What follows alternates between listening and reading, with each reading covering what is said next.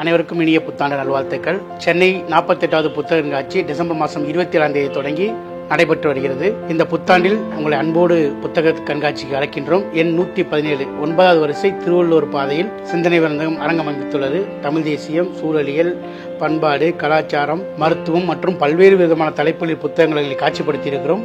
உங்கள் அனைவரையும் அன்போடு அழைக்கின்றோம். இந்த புத்தாண்டை புத்தகங்கள் தொடங்குவோம். அனைவரையும் அழைக்கின்றோம். நன்றி, வணக்கம். MRL Realty's Nature's Enclave Coastal Heaven Theme Based Resort Villa Plots ECR மாதம் 10,000 வரை assured rental income, lifetime free stay at resort, 30க்கும் மேற்பட்ட வசதிகளுடன். Call 9962888888. நிம்மதி ப்ராப்பர்ட்டி மேனேஜ்மெண்ட். கான்டாக்ட் 7667008999. 2021 சட்டமன்ற தேர்தலில் நான் பேசிய போது அவர் கடைசியாக என்கிட்ட சொன்ன வார்த்தை, 2026 தேர்தல் வருகின்ற போது நாம் ஒன்றிணைவதை குறித்து நாம் அப்போது பேசுவோம் என்று அவர் சொன்னார். இந்த தமிழ்நாடு விடுதலைப்படை தமிழீழ விடுதலை புலிகளை ஆதரித்த காரணத்திற்காகவும் அல்லது பாட்டாளி மக்கள் கட்சியில் சமூக நீதி கோட்பாட்டை ஏற்றுக்கொண்ட காரணத்திற்காகவும் ஒரே குடும்பத்துடைய அண்ணன் தம்பிகள், அவருடைய உறவுகள், அவரோடு தோளோடு தோல் நின்று துணை நின்ற நண்பர்கள் என்று அத்தனை பேரும் 3 கொலை வழக்குகளை சந்திச்சிருக்கோம். எண்ணற்ற தேச விரோத வழக்குகளை சந்தித்தோம். நீங்களாம் பிறப்பதற்கு முன்பு திமுக என்கிற இயக்கத்தை இந்த வடதமிழ் நாட்டில் தூக்கி நிறுத்தியவர்கள் என்பது முன்னோர்கள். திராவிட முன்னேற்ற கழக வேல்முருகன் உதயசூரியன் சின்னத்தில் நிற்கிறானே, எங்க சின்னத்தில் நின்று எங்க தலைவரை ஏற்று பேரல் கேசரி என்று எழுதுகின்ற திமுக உடன்பிறப்புகளே, அது உங்கள் சின்னம் இல்லை, அது எங்கள் சின்னம், எனது முன்னோர்கள் சின்னம். அப்படிப்பட்ட அந்த சென்னையப்ப நாயக்கருக்கு அந்த மாளிகையில் ஒரு படம் இல்லை, ஒரு பெயர் இல்லை. ஒரு திட்டத்துக்கு, ஒரு மாளிகைக்கு, ஒரு அரசு திட்டத்துக்கு அவர் பெயர் இல்லை. அரசு மாளிகைகள் இருக்கிறது, தெருக்கள் இருக்கிறது, பெயர்கள் இருக்கிறது. நான் கேட்கிறேன், இந்த மண்ணின் பூர்வீகுடி மக்களாக இருக்கின்ற வன்னியர்கள், மீனவர்கள், தாழ்த்தப்பட்ட இந்த மண்ணின் பூர்வீகுடி மக்களுக்கு எத்தனை பெயர்கள் இருக்கிறது, எத்தனை மணிமண்டபங்கள் இருக்கிறது? திருத்தணியை எங்களோடு இணைப்பதற்கு போராடி உயிர் தியாகம் செய்த விநாயகம் என்கிற அந்த பச்சை தமிழன், அந்த தமிழனுடைய பெயர் எந்த வரலாற்று பக்கங்களில் இருக்கிறது? எந்த பாடநூலில் இருக்கிறது? இங்கு தமிழர் தலைமைகள் இந்த நாட்டுடைய எத்தனை ஆண்டுகால திராவிட இயக்கத்தினுடைய ஆட்சி வரலாற்றில் எத்தனை பேர் இந்த தமிழ்நாட்டை தாயமாக கொண்ட, தாய்மொழி தமிழாக கொண்ட இந்த மண்ணின் பூர்வீக குடிகள் தலைமைச்சராக, டிஜிபியாக? அதனால நான் திமுகவோடு சேர்ந்து விட்டேன் என்பதற்காக, கூட்டணியில் இணைந்து விட்டேன் என்பதற்காக நான் கடந்து வந்த பாதையை மறக்கவில்லை. நான் ஏற்றுக்கொண்ட லட்சியத்தையும், நான் ஏற்றுக்கொண்ட தலைமைகளையும், நான் ஏற்றுக்கொண்ட என்னுடைய கருத்திலிருந்து நான் சிறிதளவு மாறலையே. அப்ப மாவட்டத்தினுடைய 38 மாவட்ட ஆட்சித்தலைவர்களே நான் ஒரு ஆய்வுக்கு உட்படுத்துகிறேன். 15 மாவட்ட ஆட்சித்தலைவர்கள் ஒரே மாநிலத்தைச் சேர்ந்த, ஒரே சாதியைச் சேர்ந்த, ஒரே மொழி பேசக்கூடியவர்கள் நியமனம் செய்யப்படுகிறார்கள். இந்த அநியாயம் பிறந்த மாநிலத்தில் எப்படி நடக்கும்? தமிழ்நாட்டில் இது எப்படி நடக்கும்? இது எப்படி அனுமதிச்சீங்க அரசு?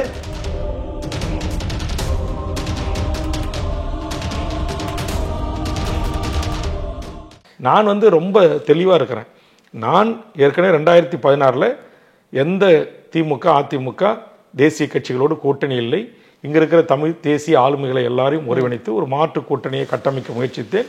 அது முடியவில்லை. அதற்காக தோள் கொடுத்து துணின்று அந்த பேச்சுவார்த்தையில் ஈடுபட்ட தமிழ் தேசிய ஆளுமைகள் எல்லாம் இன்னும் தமிழ்நாட்டில் என்னோடு இருந்து கொண்டு தான் இருக்கிறார்கள், தொடர்பில் தான் இருக்கிறாங்க. அதே மாதிரி அந்த முயற்சி 2016 வெற்றி பெறவில்லை. 2019 நாடாளுமன்ற தேர்தலுக்கும் அப்படி ஒரு முயற்சியை நான் எடுத்தேன். அந்த முயற்சியை வெற்றி பெறவில்லை.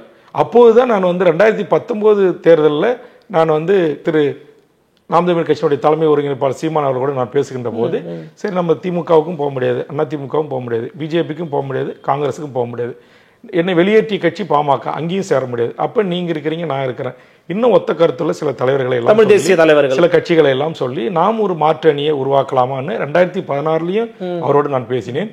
2019 நான் பேசினேன். அப்படி மாற்றாக இருக்கிற சில தலைவர்களை சொல்லுகின்ற போது டிடிவி தினகரன் அவர்களையும் நான் சொன்னேன். அதைத்தான் அவர் என்ன சொன்னாரு, டிடிவி தினகரனோடு கூட்டணி போகலான்னு 2021 தேர்தலில் என் ரத்தம் வேல்முருகன் சொன்னாரு. நான் அதுக்கு உடன்படல. நான் நீங்க எம்எல்ஏ ஆகணும்னு முடிவு பண்ணிட்டீங்க, நீங்க திமுகவிலே போய் சேருங்கன்னு சொன்னேன் அப்படின்னு சொல்ற அந்த செய்தி தவறான செய்தி. ஏன்னா நான் 2019 உங்களை போன்ற தலைவர்களை பேசி முயற்சி எடுத்து 2019 நாடாளுமன்ற தேர்தலில் இருந்து நான் திமுக தலைமை கூட்டணியில் இருக்கிற போது 2021 தினகரன் இல்ல, நீங்க சாய்ஸ் கேட்க வேண்டிய அவசியமே இல்ல. நான் திமுக ஆல்ரெடி இருக்கிறேன். தப்பா சொல்லிருக்காரு, 19 மாத்த சொல்றாரு. ஆமா, ஆண்டு நான் நாடாளுமன்ற தேர்தல் பேசியதை 2021 தேர்தல் என்ற ஒரு தவறான புரிதலோட சொல்கிறார். ஆனா நான் 2016 தேர்தலையும் அவரோட பேசியது உண்மை, 2019 தேர்தலையும் அவரோடு பேசியது உண்மை, 2021 சட்டமன்ற தேர்தலையும் நான் பேசிய போது அவர் கடைசியாக என்கிட்ட சொன்ன வார்த்தை, ரத்தம் இப்போதைக்கு நீங்கள் திமுக கூட்டணியில் இருக்கிறீங்க, அதில் பயணிங்க, அதிலே தேர்தலை சந்திங்க. அதே மாதிரி 2026 தேர்தல் வருகின்ற போது நாம் ஒன்றிணைவதை குறித்து நாம் அப்போது பேசுவோம் என்று அவர் சொன்னார். ஆக இது ஒவ்வொரு முறையும் அப்படி ஒரு உறுதிமொழி எனக்கு தரப்படுகிறது. ஆனால் ஒவ்வொரு தேர்தலிலும் அதற்கான வாய்ப்போ அதற்கான களமோ அமையவில்லை. அது என்னுடைய குற்றம் அல்ல. அதனால் நீங்கள் நான் ஒரு சோதனை, நான் பரிசோதனை செய்தேன். ஒரு உண்மையான முயற்சி எடுக்கிறீங்க. ஆமா, ஒரு உண்மையான அரசியல் கட்சி தலைவன் என்பது மக்களை அணுகி நாம் இந்த கொள்கைக்காக இந்த நோக்கத்திற்காக தனியாக நிற்கிறோம், எனக்கு வாக்கு போடுங்க அப்படின்னு நான் கேட்டபோது, நான் போட்டியிட்ட என்னுடைய நெய்வேலி தொகுதியில் 32,000 வாக்குகளை எனக்கு அளித்தார்கள். அந்த 32,000 வாக்குகள் என்பது எனக்கு வெற்றி பெறுவதற்கான வாக்குகள் அல்ல. அப்போ இங்கே பெரும் 2 அரசியல் கட்சிகளிடத்தில் தான் நான் வெற்றி பெறக்கூடிய வாக்குகள் இருக்கிறது. அது ப்ளஸ் ஆகணும். அப்படின்னு பார்த்தா இன்னைக்கு திமுக, அதிமுக ஆக அந்த 2 கட்சிகளோடு சேர்ந்தால்தான் நான் சட்டமன்றத்துக்கோ நாடாளுமன்றத்துக்கோ உள்ளே சென்று நான் சொன்ன இத்தனை பிரச்சனைகளுக்கும் சமரசமற்று நான் ஏற்றுக்கொண்ட கொள்கையில் நின்று, ஏற்றுக்கொண்ட தமிழீழ விடுதலையில் நின்று, நான் ஏற்றுக்கொண்ட தலைவர் பிரபாகரன் என்பதில் இருந்து நான் பணி செய்வதற்கான ஒரு வாய்ப்பு எனக்கு கிடைக்கும். அப்ப அந்த வாய்ப்பை பயன்படுத்தி நான் சொன்ன இந்த 7 கோடி மக்களுடைய பிரச்சனை, இனப்படுகொலைக்கான பிரச்சனை, பொது வாக்கெடுப்புக்கான பிரச்சனை, காவல் நிலைய மரணங்கள், கற்பழிப்பு சம்பவங்கள், இது போன்ற பாலியல் வல்லூறுகள் எங்கும் நீக்கமர நிறைந்து இன்றைக்கு போதைக்கு தமிழ் நாட்டு இளைஞர்கள் அடிமையாகி கொண்டிருக்கிறார்களே, இது குறித்து ஆதாரத்தோடு அங்கு எடுத்து வைத்து பேசுவதற்கு, அதை தடுப்பதற்கு, இன்றைக்கு தொழிலாளர் விரோத சட்டம் கொண்டு வந்த போது அதை எதிர்த்து நின்று வாதாடி தடுப்பதற்கு, இன்றைக்கு இந்த குரலற்ற இந்த மக்களுடைய குரலாய் ஒலிப்பதற்கு ஒரு மக்கள் பிரதிநிதி என்பது தேவைப்படுகிற காரணத்தினாலே நான் அதில் ஏற்படுத்தி கொண்ட ஒரு உடன்படிக்கை தான் திமுக என்கிற அரசியல் கட்சியோடு ஒரு தேர்தலுக்கான ஒரு உடன்படிக்கை. அதனால நான் திமுகவோடு சேர்ந்து விட்டேன் என்பதற்காக, கூட்டணியில் இணைந்து விட்டேன் என்பதற்காக நான் கடந்து வந்த பாதையை மறக்கவில்லை. நான் ஏற்றுக்கொண்ட லட்சியத்தையும், நான் ஏற்றுக்கொண்ட தலைமைகளையும், நான் ஏற்றுக்கொண்ட என்னுடைய கருத்திலிருந்து நான் சிறிதளவு மாறலையே. அந்த 3.5 ஆண்டுகளாக நான் அந்த பணியை செய்கிறேனா, ஒருவேளை பதவிக்கு வந்த பிறகு நான் நிறமாறி விட்டனா, அப்படிதான் பார்க்கணும். அதை விட்டுட்டு நீங்களே ஒரு அரசியல் அதிகாரத்துக்கு வரணும்னா ஒரு பெரிய கட்சியோட கூட்டணி இருந்தால் தான் நல்லது அப்படின்னு சொல்லிவிட்டு, அப்புறம் உங்கள் தலைமையை ஏற்றுக்கொண்டிருக்கிற தொண்டர்கள், நாம் தமிழ் கட்சியில் இருக்கிற 2ஆம் கட்ட தலைவர்கள், இந்த சீமானை தவிர்த்த அத்தனை பேரும் மிக மோசமான வசை சொற்களால் பேசுவது, கருத்து பகுதிகளிலே யூடியூப்ல பேசி வெளியிடுறது, இது எப்படி நியாயமா இருக்கும்? நீங்க சொல்லுங்க. நான் அதற்கான முயற்சியை மேற்கொள்றேன். அந்த முயற்சிக்கு உடன்படாத மறுத்து தனித்து நிற்பது உங்களுடைய வேலை என்று சொல்லிவிட்டு நீங்க போறீங்க. அப்படி போன பிறகு நான் ஒரு அரசியல் கட்சியோடு உடன்படிக்கை வைத்துக் கொண்டு ஒரு அரசு அதிகாரத்தை கைப்பற்றி இத்தனை விடயங்களை மக்களுக்காக நான் செய்திருக்கிறேன். அதுவும் ஏற்கனவே பல்வேறு தொலைக்காட்சியில் சொல்லியிருக்கிறேன். இந்த ஒரு சட்டமன்ற உறுப்பினராக நான் இருந்த காரணத்தினால்தான் இத்தனை காரியங்களை செய்ய முடியும். அதுக்கான ஒரு வாய்ப்பு கிடைக்கும். இன்னைக்கு தமிழ்நாட்டில் இருக்கிற ஒரு மாவட்டத்துக்கு ஒரு அண்ணா பல்கலைக்கழகம் என்னுடைய தனிநபர் மசோதா. ஒரு மாவட்டத்துக்கு ஒரு மருத்துவக் கல்லூரி நான் கொண்டு வந்த என்னுடைய கவன ஈர்ப்பு, நான் எடுத்து வைத்த கருத்து. அன்றைக்கு நான் சார்ந்த பாட்டாளி மக்கள் கட்சி இந்தியாவில் அதை தருவதற்கான இடத்திலிருந்து தந்தது. ஆக இதையெல்லாம் வைத்துக்கொண்டு ஒரு நாம் தமிழ் கட்சியில் இருக்கக்கூடிய 2ஆம் கட்ட தலைவர்களே, இவர் தான் பொறியியல் கல்லூரி கொண்டு வந்தாராம் ஒரு எம்எல்ஏ ஆகி, இவர் தான் இன்ஜினியரிங் கல்லூரி கொண்டு வந்தாராம் ஒரு எம்எல்ஏ ஆகி, இவர் தான் அரசு மணல் குவாரிகள் திட்டத்தை கொண்டு வந்தார் அப்படி என்று நக்கல் செய்வது, நையாண்டி செய்வது, கேலி செய்வது, இதுதான் தமிழ் தேசியமா? ஆக தமிழ் தேசியம் என்ன என்பதை இந்த தமிழ் தேசிய தந்தையிடமிருந்து அரசியல் பயின்றவன், அந்த தமிழ் தேசிய போராளி தலைவன் தமிழரசனிடமிருந்து அரசியல் பயின்றவன்.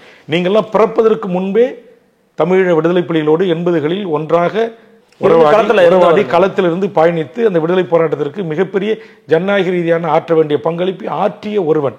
ஆக வேல்முருகன் கடந்து வந்த பாதை என்ன, அவனுடைய வாழ்க்கை வரலாறு என்ன, அவனுடைய தொடக்கம் என்ன, இன்றைக்கும் அந்த தொடக்கத்திலிருந்தும் இன்று வரையிலும் தான் ஏற்றுக்கொண்ட கொள்கையில், லட்சியத்தில் இன்றைக்கு பிசிறு இல்லாமல் இருக்கிறார். இன்னைக்கு தமிழ் தேசியர்கள், உண்மையான தமிழ் தேசியர்களாக இருக்கக்கூடிய தமிழ்நாடு விடுதலை படையில் சேர்ந்து பணியாற்றிய தோழர் மாறனை கேளுங்க, இளவரசனை கேளுங்க, நீங்க தோழர் நம்முடைய தமிழ்நயனை கேளுங்க, வழக்கறிஞர் புகழேந்தியை கேளுங்க, பாவலர் பெருஞ்சித்தனுடைய மகன் தியாக கேளுங்க, ஐயா மணியரசன் அவர்களை கேளுங்க. வேல்முருகன் உங்கள் பார்வையில் எப்படி இன்னும் கேட்க போனா மணியரசன் ஐயாவே ஒரு முறை நான் திராவிட கட்சிகளோடு கூட்டணி பேசி எனக்கு ஒரு இடம் கிடைக்கவில்லை, உடனே தொலைபேசியில் தொடர்பு கொண்டு என்னை நீங்களாச்சும் சட்டமன்றத்துக்கு போய்வீங்க அப்படின்னு நான் எதிர்பார்க்கிறேன். உங்களை போன்ற நபர்களுடைய குரலாவது பதிவு ஆகணும்ன்ற ஒரு எண்ணம், அந்த எண்ணம், அந்த அதுதான் தமிழ் தேசியம். அதுதான் ஒரு தமிழ் தேசிய தந்தைக்கு உரிய உண்மையான ஒரு பாசம், ஒரு பற்று. நீங்க எப்படியாவது சட்டமன்றத்துக்கு உள்ள போய் இந்த மக்களின் குரல்களை ஒலிப்பீங்க அப்படின்னு 2016 தோத்த உடனே ஐயா கிட்ட இருந்து ஒரு போன் வந்துச்சு. அது மாதிரி எத்தனையோ தலைமையில் இருக்கிற ஓட்டு அரசியலை விரும்பாத அண்ணன் கொளத்தூர் மணி போன்றவர்கள், திருமுருகன் காந்தி போன்றவர்கள் எனக்காக வாக்கு கேட்டார்கள். என்ன காரணம்? வேல்முருகன் எந்த கூட்டணியில எங்க போனாலும் அவன் எம்எல்ஏ ஆனாக்கா மக்களுக்காக இருப்பான், இந்த குரலற்ற மக்களின் குரலாக அவருடைய குரல் ஒலிக்கும் என்று நம்பினார்கள். அதுதான் உண்மையான தமிழ் தேசியத்தின் வாழ் இருக்கிற பற்று. இன்னைக்கு எத்தனையோ தமிழ் தேசியர்கள் அடக்குமுறை ஒடுக்குமுறையில் உள்ளாகி இருக்கிறார்கள். எத்தனையோ புழல் சிறையில், திருச்சி சிறையில், சிறப்பு முகாமில் இன்றைக்கு பூந்தமல்லி தடா நீதிமன்றங்களில் சிறை கொட்டையில் அடர்ந்து கிடந்தார்கள். அந்த தமிழ் தேசியர்களை மீட்பதற்கு இந்த வேல்முருகன் ஆகிய ஒருவனுடைய பங்களிப்பு இருந்தது என்பதை எவரும் மறுக்க முடியாது. அத்தனை போராளிகளுடைய உயர்நீதிமன்ற உச்சநீதிமன்ற வழக்குகளை பின்புலமாக நின்றவன், வழக்கை நடத்தியவன், எண்ணற்ற வழக்கறிஞர்களை அதற்காக நியமனம் செய்தவன். ஆக அவர்களிடத்தில் வேல்முருகனுக்கான தராசில் வைத்து அவர்களிடத்தில் நீங்கள் எடை போட்டு வேல்முருகன் யார், அவர் கடந்து வந்த பாதை என்பதை குறித்து நீங்கள் பேட்டி எடுத்து போட்டீங்க அப்படின்னா அவர்கள் என் மீது விமர்சனம் வைத்தால், குறை சொன்னால், ஏன்னா அவர்கள் போராளிகள், இந்த மண்ணுக்காக தியாகம் செய்தவர்கள், இந்த மண்ணுக்காக தன் வாழ்வை அர்ப்பணித்தவர்கள். ஒவ்வொரு சம்பவத்தின் போதும் இந்த மக்களுக்காக அவர் நின்று நடத்திய போராட்டங்களின் ஊடாக அவருடைய மனைவி, தாய், தந்தை, தம்பி, உறவுகள் அனைத்தும் காவல் சித்திரவதைக்கு உள்ளானார்கள், படுகொலைக்கு உள்ளாக்கப்பட்ட ஒரு குடும்பத்தை சார்ந்து நான் சொன்ன இந்த போராளி எண்ணற்றவர்கள் இன்னும் உயிரோடு இருக்கிறார்கள். தமிழ்நாடு விடுதலைப்படையில் ஆயுள் தண்டனை அனுபவித்துட்டு வெளியே வந்த மாறன் இன்றைக்கு விவசாயம் செய்து கொண்டிருக்கிறார்.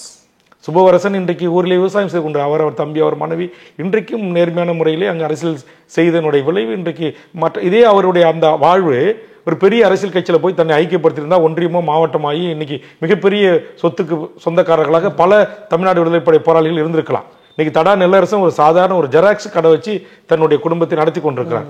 ஆலப்பக்கம் முருகேசன் அதற்கு கூட வழி இல்லாமல் இன்னமும் நேர்மையாக இன்றைக்கு அவர் விவசாய ஒரு தொழிலாளியாக தன் வாழ்வை நகர்த்தி கொண்டிருக்கிறார். இது போன்ற எண்ணற்ற போராளிகளை என்னால் பட்டியலிட முடியும். உங்களுடைய தமிழ் தேசிய பயணத்தை எனக்கு தெரிஞ்சு எந்த தலைவர்களுமே இதுக்கு கொஸ்டின் பண்ணது கிடையாது அப்படிங்கறத என்னோட சில தற்கூறிகள் இன்றைக்கு பேசிட்டு இருக்காங்க. அது எனக்கு மிகப்பெரிய ஒரு வேதனையை கொடுக்குது. அதை இந்த புத்தாண்டு பிறந்த இந்த நாளிலாவது நீங்கள் ஒருவனை விமர்சனம் செய்வதற்கு முன்பு அவர்களுடைய வாழ்வு என்ன, அவர்கள் குடும்பம், அவருடைய நாங்கள் என்னுடைய குடும்பம் 3 கொலை வழக்குகளை இந்த தமிழ்நாடு விடுதலைப்படை, தமிழீழ விடுதலை புலிகளை ஆதரித்த காரணத்திற்காகவும் அல்லது பாட்டாளி மக்கள் கட்சியில் சமூக நீதி கோட்பாட்டை ஏற்றுக்கொண்ட காரணத்திற்காகவும் ஒரே குடும்பத்துடைய அண்ணன் தம்பிகள், அவருடைய உறவுகள், அவரோடு தோளோடு தோல் நின்று துணை நின்ற நண்பர்கள் என்று அத்தனை பேரும் 3 கொலை வழக்குகளை சந்திச்சிருக்கிறோம். எண்ணற்ற தேச விரோத வழக்குகளை சந்தித்து ஒடுக்குமுறை நடந்திருக்கு. எண்ணற்ற வெடிகுண்டு வழக்குகள் மீது என் மீது, என் சகோதரர்கள் மீது, என் குடும்பத்தார் மீது, என் உறவுகள் மீது, என் ஊரை சார்ந்த இளைஞர்கள் மீது போடப்பட்டு 4 நூற்றாண்டு காலம் தன் வாழ்வை சிறையில் கழித்தவர்களாம் இருக்கிறோம். இப்படிப்பட்ட ஒரு தியாக பூமியிலிருந்து வந்தவங்க, திராவிட முன்னேற்ற கழகம் என்கிற கட்சியை கட்டமைத்து உருவாக்குவதற்காக என் குடும்பம் சந்தித்த எத்தனை வழக்குகள், எவ்வளவு பிரச்சனைகள். ஆக அப்படிப்பட்ட ஒரு கட்சி ஆட்சி அதிகாரத்தில் இருக்கின்ற போது குறைந்தபட்சம் என் தொகுதிக்கு கேட்கின்ற அடிப்படை வசதிகளை, அடிப்படை தேவைகளை, கல்லூரிகளை, பள்ளிகளை கேட்கின்ற போது தரவில்லையே என்கிற ஆதங்கத்தின் வெளிப்பாடாக நான் திமுகவோடு சண்டையிடுகிறேன். அதுக்காக நீங்க என்னை திமுகவுடைய சொம்பு என்று சொல்வீர்களா? அப்படி சண்டையிட்டால் திமுக உடன்பிறப்புகள் இவன் கூட்டில் இருந்து குடைச்சல் கொடுக்கிறான் என்று என்னை பற்றி நீங்கள் இழிவாக பேஸ்புக்கில் பதிவிடுவீர்களா? நீங்களாம் பிறப்பதற்கு முன்பு திமுக என்கிற இயக்கத்தை இந்த வடதமிழ் நாட்டில் தூக்கி நிறுத்தியவர்கள் என்பது முன்னோர்கள்.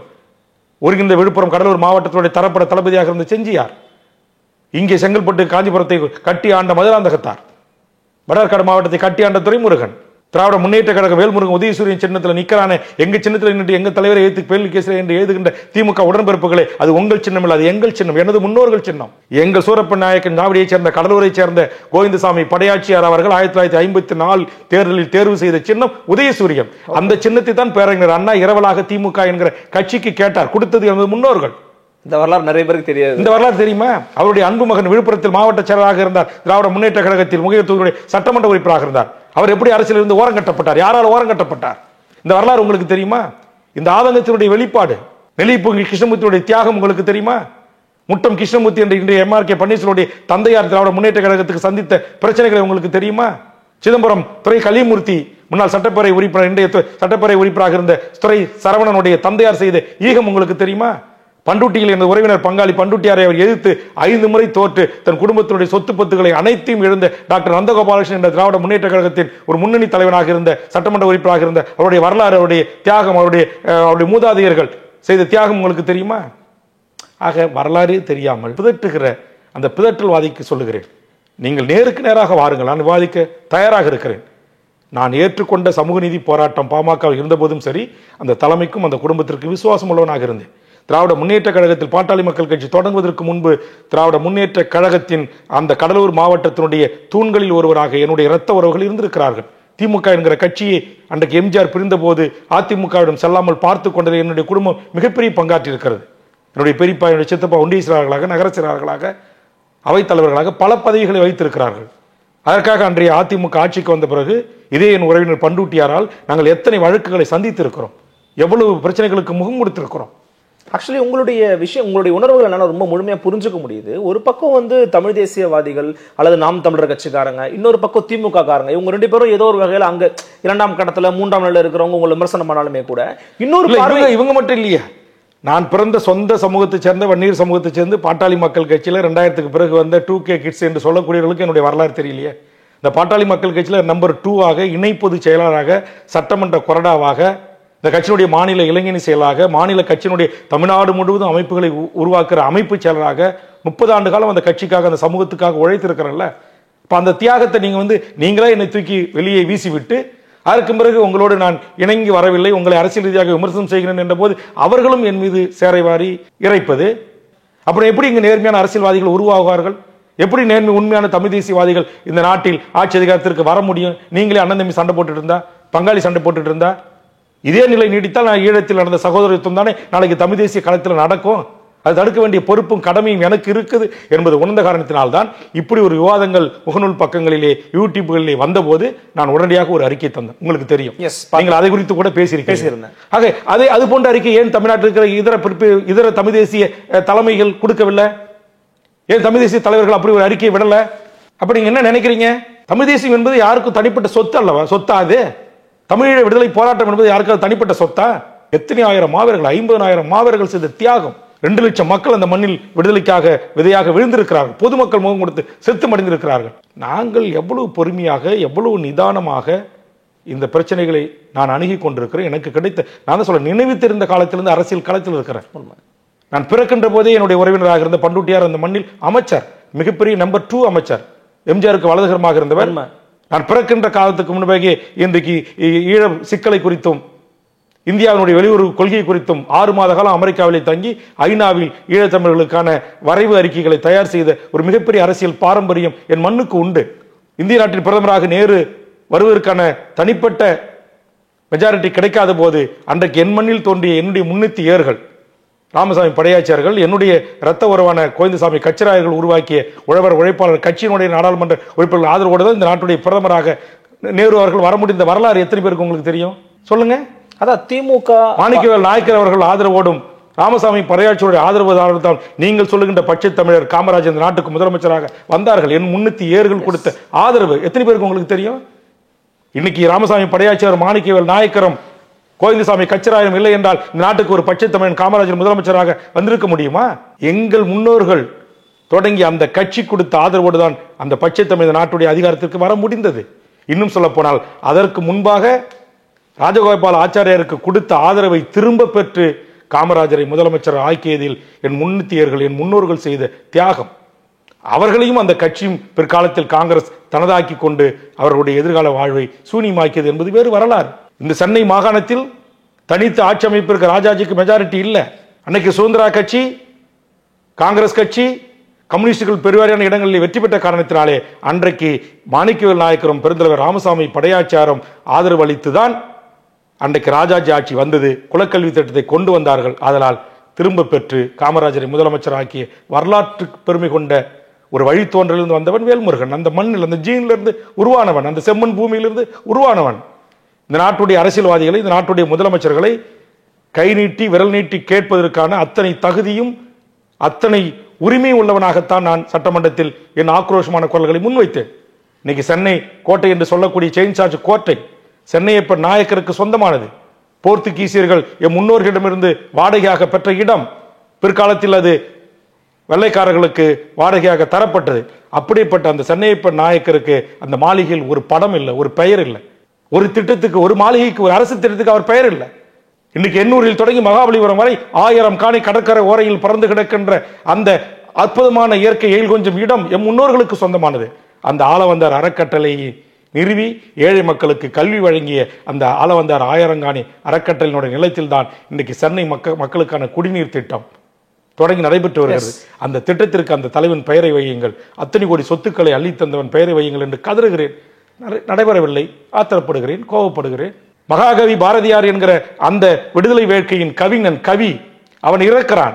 இறந்தபோது அவனுக்கு இரங்கல்கா பாடுவதற்கு தமிழ்நாட்டில் இருந்த எந்த ஒரு கவியும் வராத போது வந்து பாடி பிரிட்டிஷின் கொடும் சிறையை அனுபவித்தவர் தான் சேலம் அர்த்தராசி வர்மா என்கிற எங்கள் கவி சிங்கம்.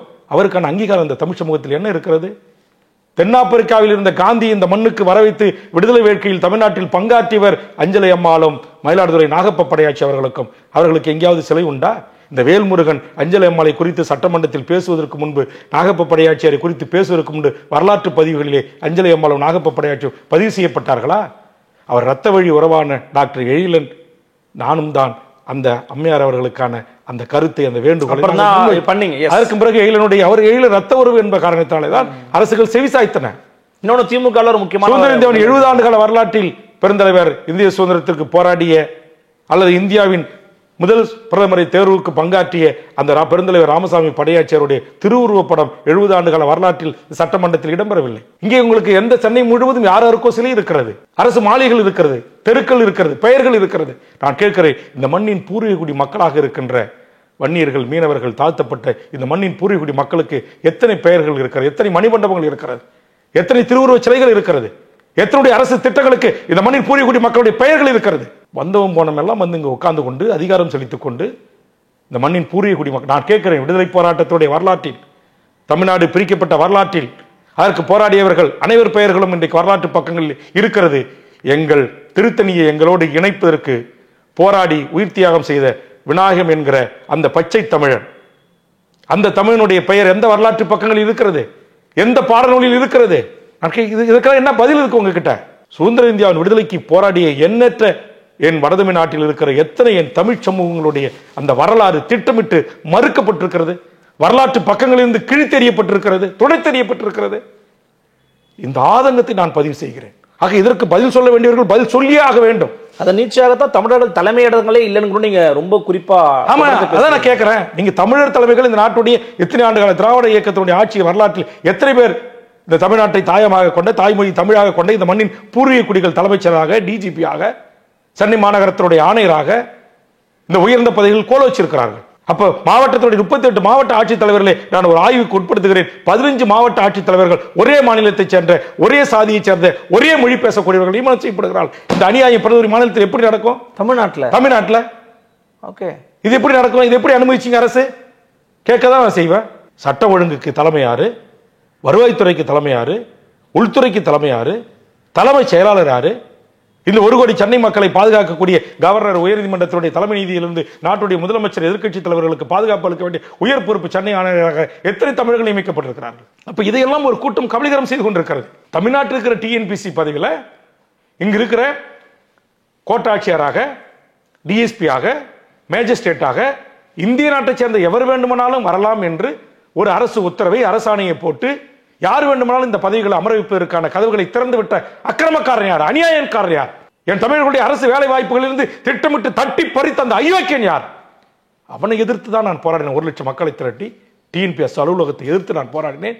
இன்றைக்கு அந்த சட்டம் மாற்றி அமைக்கப்பட்டு தமிழ்நாட்டை சேர்ந்த தமிழ் வழியில் படித்து 40 மதிப்பெண்கள் பெற்றால்தான் நீ தமிழ்நாட்டு அரசு வேலைக்கு வர முடியும் என்று இந்த வேல்முருகன் சட்டமன்ற உறுப்பினராக ஒற்றை எம்எல்ஏவாக சென்று அங்கே என்ன செய்வாய் என்று கேலி பேசியீர்களே, அந்த ஒற்றை எம்எல்ஏ தான் உன்னுடைய சந்ததிக்கும் வேலை வாய்ப்பு உரிமையை உறுதி செய்திருக்கிறார். உன்னுடைய அண்ணன், உன் அப்பா இன்றைக்கு 12 மணி நேரம் 18 மணி நேரம் வேலை செய்யலாம் என்று கொண்டு வந்த தொழிலாளர் விரோத சட்டத்தை ஒற்றை எம்எல்ஏ தான் சட்டமன்றத்தில் இருந்து எகிரி குதித்து முதலமைச்சர் இருக்கைக்கு சென்று போராடி வாதாடி தடுத்து இன்னைக்கு அந்த சட்டத்தை திரும்ப பெற வைத்திருக்கிறார்.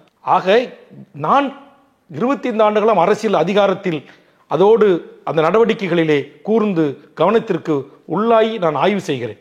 சட்டமன்றத்தில் நிறைவேற்றப்படுகிற சட்டங்களை படிக்கிறேன் இரவு பகல் முழுவதும். ஆக அது எது என் தமிழ் இனத்திற்கு எதிரான சட்டம், எது என் மக்கள் விரோத சட்டம், எது என் மக்களுக்கு விரோதமான சட்டங்கள், திட்டங்களை கொண்டு வருகிறார்கள், அதை எப்படி தடுக்க முடியும்? அதற்காக நான் ஆத்திரப்படுகிறேன், அதற்காக நான் கோபப்படுகிறேன். பல இழப்புகளை சந்திச்சிருக்கிறீங்க. அதற்காக நான் குடும்பத்தை இழந்திருக்கிறேன், கோடிக்கணக்கான சொத்துக்களை இழந்திருக்கிறேன். ஆக இதையெல்லாம் இழந்தும் இந்த மக்களுக்காக முகம் கொடுத்து எண்ணற்ற வழக்குகளை சுமந்து களத்தில் நிற்கின்ற ஒருவனை உடனடியாக அவன் வன்னியருக்காக பேசுகிறான். இப்போது இத்தனை தலைவர்கள் ஏன் இல்லை, ஏன் உயர் பதவிகள் தமிழ்ச்சாதிகள் இல்லைன்னு கேட்டா பாருங்க, அவர் எங்க வந்து நிற்கிறார் பாருங்க, சாதியில வந்து நிற்கிறார் என்று ஒரே நொடியில் நீங்கள் சாதி வட்டத்திற்குள் அடக்குவது என்ன நியாயம்? போலி தமிழ் தேசியவாதிகள் என்று கொச்சைப்படுத்துவது, அப்புறம் நீங்க வந்து என்ன சொல்லுவாங்க, ஹர்பன் நக்சலைட்டுகள் என்று பெயர் வைப்பது, அப்புறம் என்ன சொல்லுவாங்க, பிரின்ச் குரூப், வேல்முருகன் போன்றவர்களும் பிரின்ச் குரூப் என்று பெயர் வைப்பது யாரு? இந்த அரசு அதிகாரிகள், அரசுகள், அது எந்த அரசாக இருந்தாலும் ஆதிக்க எண்ணம் கொண்ட வலதுசாரி ஆதிக்க குணம் கொண்டவங்க தொடர்ந்து செய்யறாங்க. அப்ப இந்த பூர்வீக குடி, இந்த வழிகளை சுமந்த ஒருவன், இத்தனை பின்புலம் கொண்ட, இத்தனை பாரம்பரியம் கொண்ட இந்த தமிழ் சமூகம் இன்றைக்கு சாதியாய், மதமாய், கட்சியாய் பிரிந்து கிடக்கிறவனை, உனக்கு இந்தந்த அநீதிகள்லாம் இழக்கப்பட்டிருக்கிறது வரலாற்றில், உனக்கான உரிமைகள் இங்கே இல்லை, இதை நீ பெற வேண்டும், அதிகாரத்திற்கு நீ வர வேண்டும். டிஎன்பிசியில் இன்னைக்கு ஒரு மேஜிஸ்ட்ரேட் ஆனாக்க இன்னும் ஒரு 25 வயசுல ஓய்வு பெறுகின்ற போது சென்னை உயர்நீதிமன்ற நீதிபதியாக இருந்து ஓய்வு பெற வாய்ப்பு இருக்கு. ஒரு டிஎஸ்பி டைரக்டரா தேர்வு செஞ்சுட்டாங்க வடநாட்டுக்காரனா, அவன் 25 வயசுல சீஃப் செக்ரட்டரி ஆகி ஓய்வு பெற வாய்ப்பு இருக்கு. ஒரு டைரக்டர் டிஎஸ்பி வடநாட்டுக்காரன் வந்துட்டான் அப்படின்னா அவன் 30 வருஷம் கழிச்சு டிஜிபி ஆக ஓய்வு பெற வாய்ப்பு இருக்கு. ஆக அந்த பதவிகள் எல்லாம் எந்த சாதியாக இருந்தாலும் பரவாயில்லை, அவன் எந்த கட்சிக்காரனாக இருந்தாலும் பரவாயில்லை, அவன் எந்த மதத்தினராக இருந்தாலும் பரவாயில்லை, என் தமிழ் நிலத்தில் வாழ்கின்ற தாய்மொழி தமிழாக கொண்டவனும் இந்த மண்ணில் ஆண்டாண்டு காலமாக வாழக்கூடிய மொழி வழி சிறுபான்மையாக இருந்தாலும் கூட அவரவர்களின் எண்ணிக்கைக்கு ஏற்றவாறு அந்த பதவிகளை தாருங்கள், அதற்கு சாதிவாரி கணக்கெடுப்பை நடத்துங்கள் என்று சொல்லுகின்ற ஒரு ஜனநாயகவாதியாக, ஒரு சமூக நீதியின் பார்வை கொண்டவனாகத்தான் வேல்முருகனுடைய அரசியல் களம் விரிந்திருக்கிறது.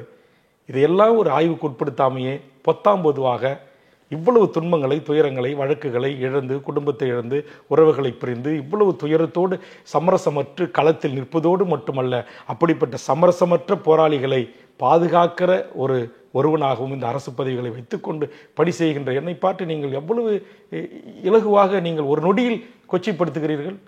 ஆக இதெல்லாம் கூடாது. நிச்சயமா இந்த கட்சிகளை தாண்டி இன்னொரு அரசியல் பார்வை இருக்குண்ணா. என்ன அப்படின்னா, இப்போ நீங்க வந்து ஒரு தனி நபரா ஒரு கட்சியை ஒரு ஸ்ட்ராங்கான ஒரு ஐடியாலஜியோட வளர்த்துக்கிட்டு இருக்கீங்க.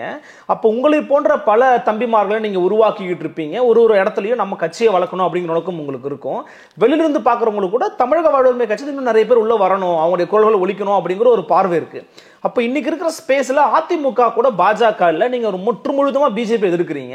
சோ அதிமுகவுக்கு ஒரு தமிழ் தேசிய ஆளுமை தேவைப்படுது, ஒரு தமிழ் தேசிய அடையாளம் தேவைப்படுது, ஒரு இளைஞர்கள் இருக்கக்கூடிய ஒரு நபர் தேவைப்படுறாங்க அப்படின்னும் போது அதிமுகவுக்கு ஒரு வாய்ப்பா இன்றைக்கும் வேல்முருகன் இருக்கிறார், ஒரு டிமாண்ட் அவர் வச்சிருக்கிறாரு அப்படின்னு ஒரு பார்வையை பொலிட்டிக்கல் சினாரியோல இருக்கிற ஜேர்னலிஸ்ட் வைக்கிறாங்கல்ல, அந்த பார்வையை நீங்க எப்படி மதிப்பீடு செய்றீங்க? அதாவது எனக்கு வந்து அவர்கள் பத்திரிகையாளர்கள், அரசியல் விமர்சகர்கள், அவருடைய வியூகங்கள் எப்படி வேண்டுமானாலும் இருக்கலாம். ஓகே, என்னை பொறுத்த வரையில் இங்கு தமிழ்நாட்டை ஆளக்கூடியவர்கள் தமிழர்களாக ஆண்டாலும் அவர்கள் தமிழர்களாக, தமிழ் இனத்திற்காக, தமிழகத்தின் உரிமைகளுக்காக மறுக்கப்பட்ட தமிழ் சமூகத்தின் வாழ்வுரிமைக்கான அரசை ஆள்வோர்களாக அவர்கள் இருக்க வேண்டும் என்பதுதான் என் பெரு விருப்பம். செயல்பாட்டில் தமிழர்களாக இருக்கணும், முக்கியமான செயல்பாடு தமிழர்களுக்காக இருக்கணும். நீங்க தமிழர்களாக இருந்துதான் அண்ணா ஓபிஎஸ் அவர்கள் டிஎன்பிசியினுடைய இந்திய நாட்டை சேர்ந்த எவரும் வேணாலும் வேலைக்கு வரலாம்னு சொல்லி கொண்டு வந்தாரு. அதே மாதிரி அண்டை நாடுகளை சேர்ந்தவர்கள் வேணுமானாலும் நீங்க இங்க வந்து 3 ஆண்டுல தாய்மொழி தமிழை கத்துக்கிட்டா போதும், அது வரைக்கும் நாங்க உங்களுக்கு வேலை தரணும்னு உத்தரவு கொடுத்தாரு. தமிழர்களுக்காக சிந்திக்கிறவங்களா இருக்கணும். அதான் இங்கு தமிழர்களுக்காக, தமிழ் ஈழ விடுதலைக்காக ஒரு ஜனநாயக ரீதியான ஒரு பொது வாக்கெடுப்பின் ஊடாக அந்த மக்களுக்கான ஒரு சுதந்திர தமிழ் ஈழ அரசை நான் உருவாக்கி தருவேன் என்று சொல்லக்கூடிய நெஞ்சுரம் படைத்த தனிமனித ஒழுக்கம் உள்ள, லஞ்சம், லாவண்யம், ஊழல், முறைகேடாக பணம் ஈட்டுவதில் போன்ற அதற்கெல்லாம் ஆசைப்படாத தலைமைகள் இந்த மண்ணில் உருவாகணும். அதற்கான முயற்சிகளை நான் மேற்கொண்டு வருகிறேன். அது தற்போதைக்கு தமிழ்நாட்டு மக்கள் அதற்குரிய விழிப்புணர்வையும், அதற்குரிய தெளிவையும், அதற்குரிய அரசியல் அறிவையும் பெற்றிருக்கிறார்களா என்று சொன்னால் அது தற்போது இல்லை. கண்டிப்பாக காலப்போக்கில் அது ஒரு மாற்றம் ஏற்படும். அதுதான் இந்த புத்தாண்டில் இன்னும் நீங்கள் பார்க்க போகின்றீர்கள். கூடிய விரைவில் நீங்கள் சொன்ன பல்வேறு தமிழ் தேசிய தனிநபர்கள், தமிழ் தேசிய ஆளுமைகள், அப்பழுக்கற்ற அரசியலாளர்கள், ஏன்னா உங்களை நோக்கி இப்போ நாம் தமிழர் கட்சி சில தம்பிமார்கள் உங்களை நோக்கி வராங்க, உங்களோட சந்திக்கிறாங்க, உங்களோட நெருக்கமா இருக்கிற அப்படிங்கிறதையும் காமிக்கிறாங்க. அப்ப இது நீங்க வந்து எங்கேயுமே யாரையும் சிதைக்கணும் அல்லது ஒழிக்கணும் அப்படிங்கிற மாதிரி என்ன செயல்படுற நபர் கிடையாது. அப்படிங்கிறது எல்லாருக்கும் வெளியில தெரியும். எந்த ஒரு புரிதொரு அரசியல் கட்சிகளையோ தமிழ் தேசிய அமைப்புகளையோ தோழமை சக்திகளையோ அவர்களை பலவீனம் ஆக்க வேண்டும் என்பது என்னுடைய விருப்பம் என்ன கிடையாது. எஸ், நான் வந்து ஒரு ஆண்டுகளுக்கு முன்பே உங்களை போன்று ஒரு தொலைக்காட்சியில் நான் சொல்லியிருக்கேன் கிளியராக நான் சொல்லியிருக்கிறேன். என் மீது கோபம் இருந்தால் நான் பேசுகிற அரசியலை, நான் ஏற்றுக்கொண்ட தலைவரை ஏற்றுக்கொண்டிருக்கிற நாம் தமிழர் கட்சியில் சென்று இணையுங்கள். நாம் தமிழர் கட்சியில் உங்களுக்கு கருத்து முரண்பாடுகள் வருகிறது, இல்லை அங்கிருந்து நீங்கள் வெளியேற்றப்படுகின்றீர்கள் என்றால் என்னோடு வந்து இணைந்து அதற்கான சூழலை, அதற்கான அங்கே நீங்க தூக்கி பிடித்த தலைவனைத்தான் நான் பிடிக்கிறேன். அதனால நீங்க என்கிட்ட வாங்க. நீங்க இங்க ஆண்டு கொண்ட அல்லது ஆண்ட திமுக, அதிமுக போன்ற கட்சிகளுக்கோ, பிஜேபி, காங்கிரஸ் போன்ற கட்சிகளுக்கோ நீங்கள் செல்லக்கூடாது என்ற வேண்டுகோளை நான் ஓராண்டுகளுக்கு முன்பு வைத்திருக்கிறேன். நான் கட்சி தொடங்கிய காலத்திலுமே கூட இந்த கருத்தை நான் வெளிப்படையாக நான் வைத்திருக்கிறேன். அதனால எந்த ஒரு தமிழ் தேசிய அரசியல் கட்சியோ இயக்கங்களை உடைப்பது, பிரிப்பது என் நோக்கம் அல்ல. அவர்கள் எந்த நோக்கத்திற்காக, எந்த லட்சியத்திற்காக அந்த கட்சியில் பயணம் செய்தார்களோ அங்கு தொடர்ந்து பயணம் செய்ய முடியாத ஒரு நெருக்கடிகள் அல்லது ஒரு சூழல் அவருக்கு அமைகிறது, அல்லது அவராக வெளியேறுகிறார், அல்லது வெளியேற்றப்பட்ட பிறகு நீங்கள் வேறு இடத்தில் போய் கறந்து போவதை விட அதே நோக்கத்திற்காக, அதே லட்சியத்திற்காக பயணிக்கிற என்னோடு வாருங்கள். அதுதான் திருச்சி மாவீர நாளிலே நான் ரொம்ப வெளிப்படையாக நான் சொன்னேன். அரசியல் அதிகாரத்தை கைப்பற்றுவதற்காக தேர்தல் காலங்களில் ஒரு சிறு சமரசம், ஒரு உடன்படிக்கை செய்து கொண்டிருக்கிறேன், அவ்வளவுதான். ஒரு தேர்தலுக்கான தேர்தல் வாக்கு அந்த நேரத்தில் ஒரு சம்பவம் தான், ஒரு உடன்படிக்கை, அவ்வளவுதான்.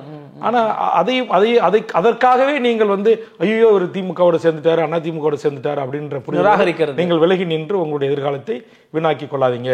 அப்படி என்கிட்ட நீங்க வரலனாலும் பரவாயில்ல, இருக்கிற கட்சியிலே கூட நீங்கள் சகித்துக் கொண்டு இருங்கள் என்று பல பேரை நான் அப்படி அமைதிப்படுத்தி இருக்க சொல்லியிருக்கேன். அதனாலதான் நான் என்னை பொறுத்தவரை, நீங்க பாருங்க, பாமக யாரையும் போய் பெருசா பேசி இந்த கட்சியை உடைச்சி என் கூட சேர்க்கறது இல்ல, அந்த மாதிரி வேலையை நான் பண்ணதே கிடையாது. உங்க மேல ஒரு கரையை வந்தது கிடையாது. இன்னைக்கு கூட நீங்க சொன்ன நாம் தமிழ் கட்சியில என்ன பாக்குறாங்க, சேர்றாங்க அப்படின்னு சொல்லக்கூடியவங்களாம் பாத்தீங்கன்னா ஓராண்டு 2 ஆண்டா அந்த கட்சியிலிருந்து ஒதுங்கி எந்த இதர நடவடிக்கைகளும் இல்லாம அவங்க தனித்து இயங்கிய பிறகுதான் வேறு வழி இல்லாம என்கிட்ட வந்திருப்பாங்க, என் கூட சேர்ந்திருப்பாங்க. இப்ப கூட அதே மாதிரி தனியா அரசியல் கட்சி நடத்தக்கூடிய சில அமைப்புகள், சில இயக்கங்கள், ஒரு அப்பழுக்கற்ற தமிழ்நாட்டுடைய அரசியல் ஆளுமைகள், நேர்மையான அரசியலாளர்கள்லாம் கூட இப்ப என்னோடு தொடர்ந்து பேச்சுவார்த்தை நடத்தி கொண்டிருக்கிறார்கள்.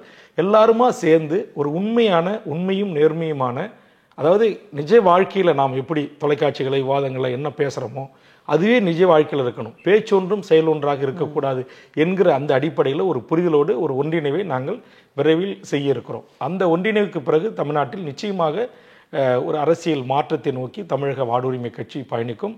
எங்களுடைய இலக்கு 2031.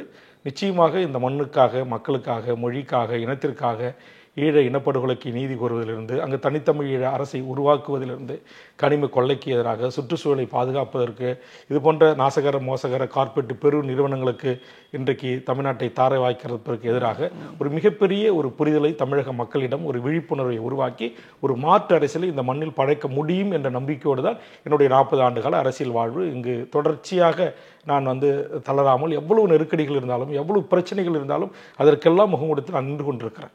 அதனால் என்னை பொறுத்தவரையில் நான் மிகப்பெரிய வழிகள், வேதனைகள், போராட்டங்கள், வழக்குகள், இந்திய அரசியலமைப்பு சட்டத்தில் இருக்கிற அத்தனை பிரிவு வழக்குகளையும் நான், என் சகோதரர்கள், என் குடும்பம், என்னை சார்ந்த என் கட்சி தோழர்கள் எல்லாருமே நாங்கள் சந்திச்சிருக்கிறோம் இந்த குறுகிய காலத்து கட்சி தொடக்கப்பட்ட காலத்துக்குள்ளேயே. அதனால இனி எந்த ஒரு கிரிமினல் பிரிவு பார்க்க போறது இல்லை. அதனால எல்லாவற்றையும் சந்தித்து விட்டு தான் பொது வாழ்வில் நான் நேர்மையாக நிற்கிறேன்.